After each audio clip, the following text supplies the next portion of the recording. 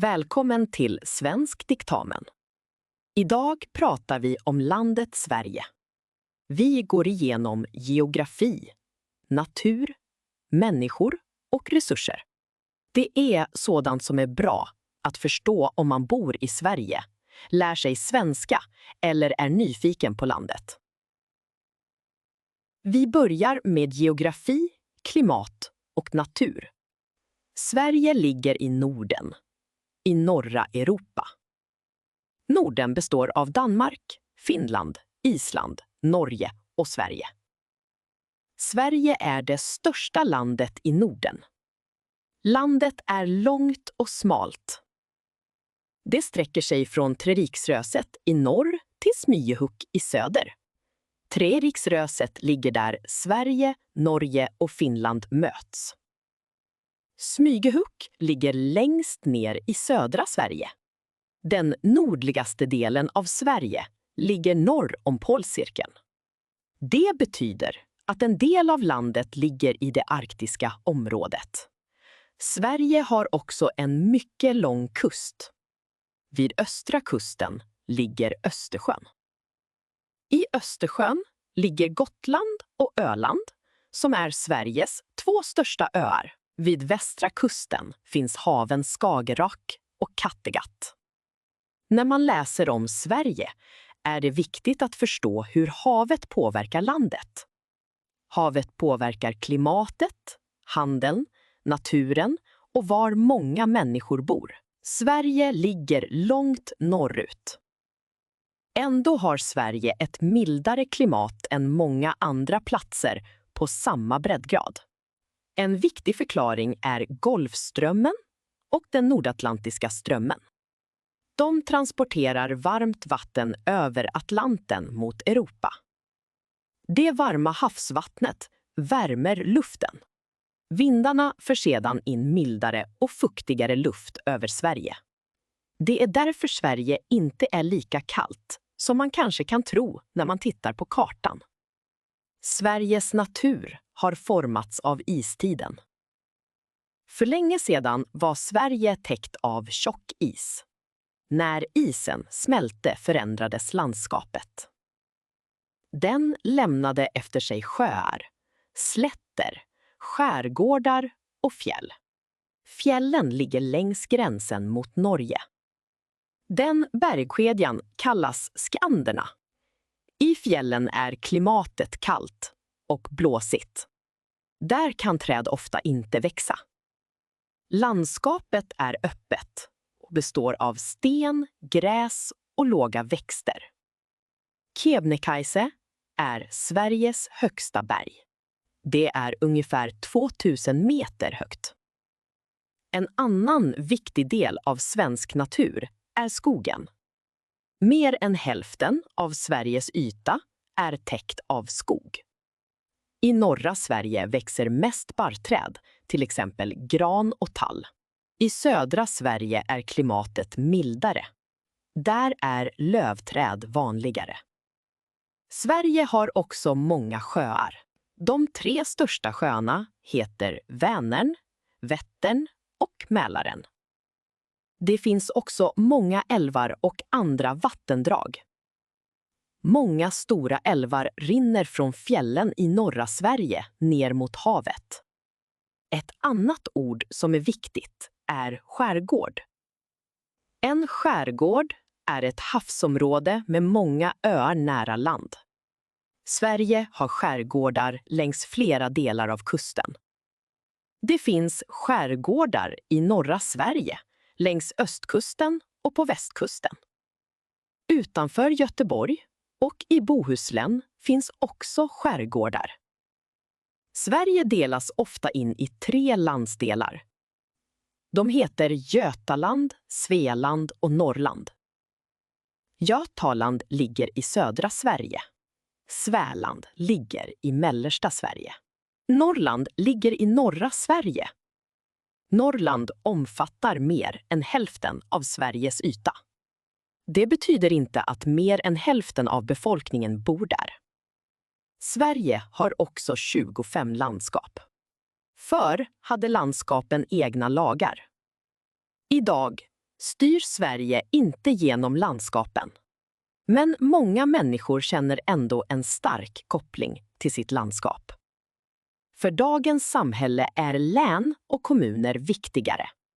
Sverige är indelat i 21 län och 290 kommuner. Län och kommuner är viktiga när man vill förstå hur Sverige styrs. I Sverige bor nästan 11 miljoner människor. Befolkningen är inte jämnt fördelad över landet. De flesta bor i södra Sverige och längs kusterna. En stor del av befolkningen bor i städer. De 3 största städerna är Stockholm, Göteborg och Malmö. I och runt dessa 3 städer bor ungefär 4 miljoner människor. Nu går vi vidare till naturresurser. En naturresurs är något i naturen som människor kan använda. Sverige har flera viktiga naturresurser. Exempel är järnmalm, andra mineraler, skog, jordbruksmark och vatten. Järnmalm och mineraler bryts i gruvor. De största järnmalmsgruvorna finns i Norrbottens län. Kiruna och Malmberget är viktiga exempel. Järn används för att tillverka stål. Järn och stål har länge varit viktiga för Sveriges ekonomi. Vatten är också en viktig resurs. Sverige har många sjöar, älvar och vattendrag. Vatten används som dricksvatten. Det används också i jordbruket och i industrin. Vatten kan dessutom användas för att producera el. I vattenkraftverk används rinnande vatten för att skapa elektricitet. Vattenkraft står för en stor del av Sveriges elproduktion. Jordbruksmarken finns främst i södra Sverige. Det beror på att klimatet är mildare där. I norra Sverige är det svårare att odla eftersom klimatet är kallare. Skogen är också mycket viktig. Produkter från skogen säljs till många länder. Skogen ger till exempel trä, papper, kartong och pappersmassa. Skogsindustrin är därför en viktig del av Sveriges näringsliv. Nu kommer vi till klimatförändringar. Jordens klimat har alltid förändrats, men idag går uppvärmningen snabbare än tidigare. Forskare pekar på utsläpp av växthusgaser som den största orsaken. Utsläppen kommer bland annat från transporter, industrier och jordbruk. När jorden blir varmare smälter isar vid polerna. Det kan bidra till att havsnivån höjs. Extremt väder kan också bli vanligare. Det kan handla om värmeböljor, kraftiga regn och torka. I Sverige kan klimatförändringar leda till fler översvämningar. De kan också leda till torra perioder och skogsbränder på sommaren.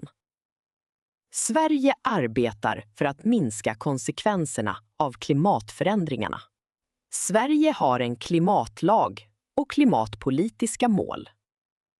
Ett viktigt mål är att utsläppen av växthusgaser ska vara så nära noll som möjligt år 2045. Sverige samarbetar också med andra länder. Samarbetet handlar bland annat om lösningar för mer vindenergi, vattenenergi och solenergi. Ett centralt begrepp är hållbar utveckling. Hållbar utveckling betyder att vi använder naturresurser på ett sätt som gör att framtida generationer också kan leva bra. Det handlar om miljö, samhälle och ekonomi. Stater, företag och individer kan alla bidra. I vardagen kan människor till exempel åka kollektivt, spara el och värme, sortera sopor och återvinna. Nu sammanfattar vi. Sverige ligger i Norden och är det största landet i Norden. Landet har lång kust, många sjöar, stora skogar och flera viktiga naturresurser. Sverige delas ofta in i Götaland, Svaland och Norrland. För dagens samhällsstyrning är län och kommuner viktiga. De flesta människor bor i södra Sverige, vid kusterna och i städer. Skog, vatten, jordbruksmark, järnmalm och mineraler har stor betydelse. Klimatförändringar påverkar Sverige genom till exempel kraftiga regn, torka och skogsbränder. Sverige arbetar med klimatmål och hållbar utveckling. Det här var landet Sverige. Tack för att du lyssnade. Vi ses i nästa avsnitt.